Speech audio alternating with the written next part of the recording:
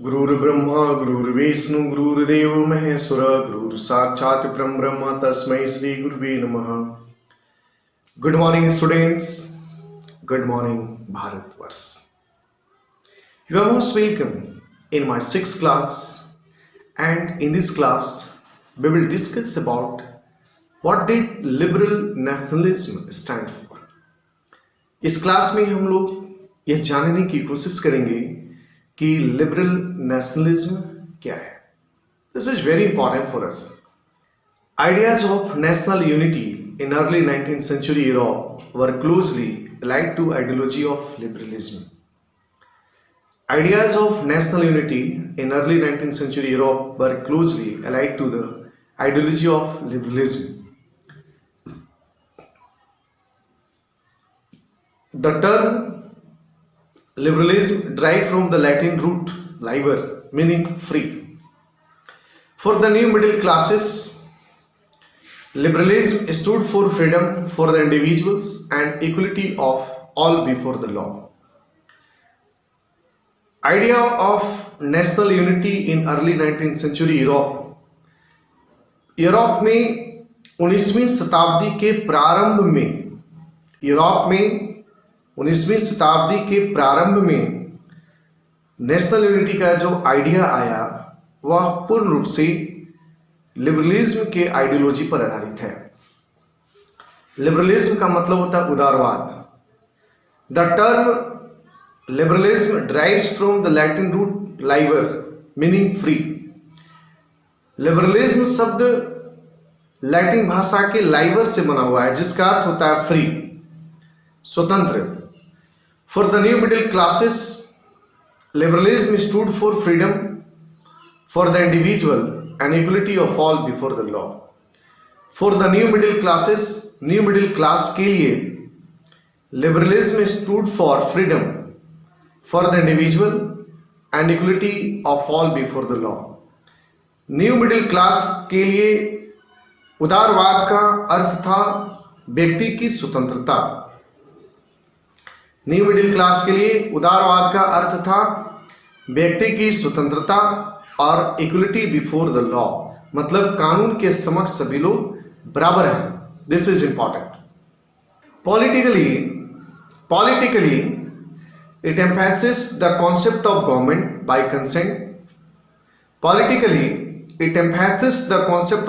Bye consent. और political रूप से लिबरलिज्म का अर्थ यह था कि देश की सरकार जनता के इच्छा के अनुसार हो। Concept of government by consent. Since the French revolution, liberalism had stood for the end of autocracy and clerical privileges, a constitution and representative government through parliament. Since the French revolution, France की क्रांति से ही liberalism had stood for the end of aristocracy. Liberalism का मतलब है कि aristocracy का समाप्ति होना और क्लरिकल प्रिविलेजेस की समाप्ति होना, संविधान के द्वारा और प्रतिनिधि सरकार के द्वारा पार्लियामेंट के माध्यम से शासन को चलाना। ये था फ्रेंच रेवोल्यूशन के अनुसार लिबरलिज्म का अर्थ। 19th century liberals also stressed the inviolability of private property. और 19वीं शताब्दी में लिबरल्स लोगों ने प्राइवेट प्रॉपर्टी को भी वायलेट कर दिया कि प्राइवेट प्रॉपर्टी नहीं रख सकते आप।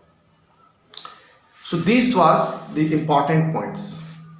Is that clear? तो फ्रांस की क्रांति के अनुसार लिबरलिज्म का मतलब क्या था? According to French Revolution, the meaning of liberalism means the end of aristocracy. First point, the end of aristocracy. Second point, end of clerical privileges. End of autocracy, end of clerical privileges. Government must be formed by the consent of people through elected representatives, and the administration must be carried out under the guidelines of constitution, written constitutions. So this was important points, important aspects of liberalism during the French Revolution. And in 19th century, liberals also stressed the inviolability of private property. 19वीं शताब्दी में liberals ने private property का भी विरोध किया. Is that clear? Equality before the law did not necessarily stand for universal suffrage. Equality before the law का मतलब यह नहीं है कि सभी लोगों को वोट देने का अधिकार मिल गया है. यूनिवर्सल सफरेज का मतलब right to vote, adult franchise. During the revolutionary France, which marked the first political experiment in liberal democracy, France की क्रांति के दौरान, during the French revolution, which marked the first political experiment in liberal democracy, पहली बार liberal democracy का experiment किया गया political रूप से. The right to vote and to get elected was granted exclusively to property owning man. France के क्रांति के दौरान, during the French revolution, the right to vote was only given to the persons who had property. France की क्रांति के दौरान उन्हीं लोगों को वोटिंग राइट दिया गया जिनके पास प्रॉपर्टी था, जो टैक्स पेयर थे. जो टैक्स पे नहीं कर सकते थे उन्हें राइट टू वोट नहीं मिला और वे एक्टिव सिटीजन्स कहलाए थे. Is that clear? याद होगा आपको. Men without property and all women were excluded from political rights. Only for a brief period under the Jacobins did all adult males enjoy suffrage. जिन males के पास, पुरुषों के पास प्रॉपर्टी नहीं है, उन्हें वोट देने का अधिकार नहीं होगा. और जिन महिलाओं को तो वोट देने का अधिकार था ही नहीं. सिर्फ एक साल के लिए जब फ्रांस में जैकोबिन्स का शासन रहा, 1794, उस वर्ष सिर्फ सभी को वोट देने का अधिकार था, लेकिन महिलाओं को नहीं था. women were denied to cast their votes. महिलाओं को कभी वोट देने का अधिकार नहीं दिया गया. Is that clear? मैं फ्रांस की क्रांति के दौरान की बात कर रहा हूं. However, the Napoleonic Code went back to limited suffrage and reduced women to the status of a minor, subject to the authority of fathers and husbands. और जब नेपोलियन फ्रांस का शासक बना, when Napoleon took the power in his hand and he became the dictator of France, and he introduced Napoleonic Code of 1804. He reduced women to a status of a minor. महिलाओं को उसने under privilege कर दिया, undermine कर दिया, उनका अधिकार एकदम नहीं दिए, और कहा कि women are subject to the authority of fathers and husbands. महिलाएं अपने पिता, विवाह के पहले अपने पिता की संपत्ति हैं और विवाह के बाद अपने पति की संपत्ति है, पति के अंडर में रहना है. Throughout the 19th and early 20th centuries, पूरे 19वीं शताब्दी में और पूरे 20वीं शताब्दी में women's and non propertied man organised opposition movements demanding equal political rights. तो पूरे यूरोप में, throughout the Europe during 18th century and 19th century, women and non-proprietary people of European countries organized opposition movements demanding equal political rights. Vote के लिए इन्होंने आंदोलन करते रहा। Is that clear? I think you are understanding better. In the economic sphere, आर्थिक क्षेत्र में, अभी हम लोगों ने पॉलिटिकल क्षेत्र में देखा, अब हम लोग आर्थिक क्षेत्र में देखेंगे। इन द इकोनॉमिक स्फीयर, आर्थिक क्षेत्र में, liberalism stood for the freedom of market. आर्थिक क्षेत्र में लिबरलिज्म का मतलब था मार्केट की आजादी and the evolution of state imposed restrictions on the movements of goods and Capitals. और राज्य के द्वारा, शासक के द्वारा जो नियम बंधे हुए थे, रिस्ट्रिक्शंस थे, उसकी समाप्ति। क्लियर बात समझ में आ रही है? इन द इकोनॉमिक स्फीयर, आर्थिक क्षेत्र में, liberalism stood for freedom of market. In economic sphere, liberalism stood for freedom of markets and the evolution of state imposed restrictions on the movement of goods and capitals. During the 19th century, this was a strong demand of emerging middle classes. और जब 19वीं शताब्दी में middle class emerge हुए तो यह demand और बढ़ गया। Freedom of market and restrictions imposed by the state. These restrictions must be removed and market must be free. That's why goods and capital can move freely across the country. Is that clear? Okay. आइए अब हम इसे एक example के माध्यम से समझने का कोशिश करेंगे। एक एग्जाम्पल के माध्यम से समझेंगे। Let's take the example of German speaking region in the first half of the 19th century. Germany की कहानी है ये। Napoleon's administrative measures had created out of countless small principalities a confederation of 39 states. Each of these possessed its own currency and weight and measures. जिस समय Napoleon 1804 में uniform wait and major लाया, inform code, civil code लाया, उस समय Germany was divided into 39 smaller states.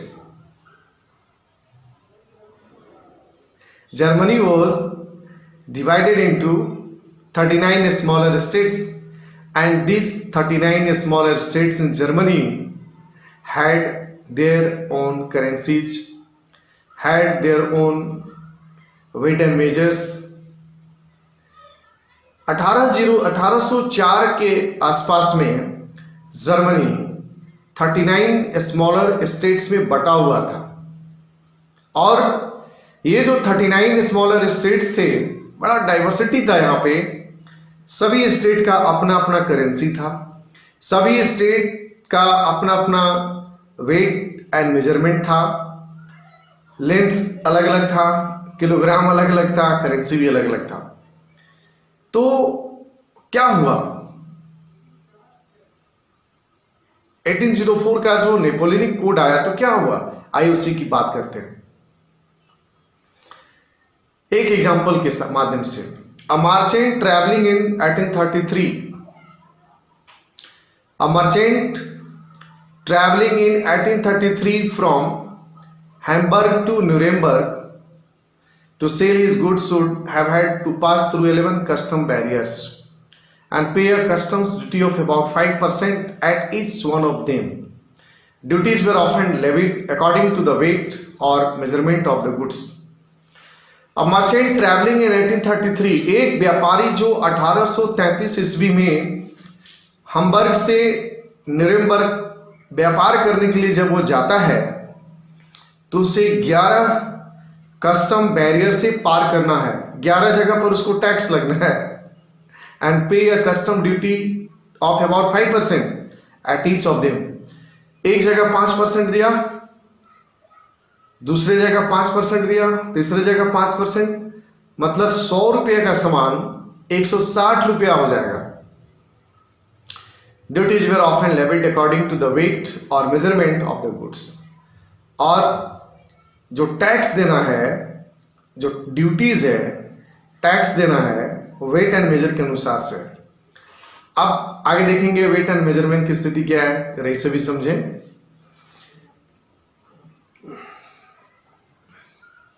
As each region had its own system of weight and measures, this involved time-consuming calculations. सभी जगह अपने अपने अलग अलग वेट एंड मेजरमेंट्स हैं, समय लगेगा। The measure of cloth, for example, was the L. The measure of cloth was the L. E इसको L बोलते हैं, एग्जाम में आता है ये questions. Which in each region stood for a different length. L का अलग अलग क्षेत्रों में अलग अलग लंबाई है, यूनिफॉर्म नहीं है। An L of textile material bought in Frankfurt would you get 54.7 cm of cloth, in Minsk 55.1 cm, Nuremberg 65.6 cm and Freiburg 53.5 centimetre. अब सोचिए जरा, मैं 4 स्टेट्स की बात किया यहाँ पे, चारों में अलग अलग है। एक L का मेजरमेंट क्या है? एक L 54.7 सेंटीमीटर है फ्रैंकफर्ट में, 55.1 सेंटीमीटर है मिन्स में, और 65.6 सेंटीमीटर है नुरेमबर्ग में, और 53.5 सेंटीमीटर है फेरीबर्ग में। तो ये डिफरेंट है, यूनिफॉर्म लेंथ नहीं है। Such conditions were viewed as obstacle to economic ascent and growth by the new commercial classes, who argued for the creation of unified economic territory, allowing the unhindered movement of goods, people and capitals. Such conditions were viewed as obstacle to economic ascent.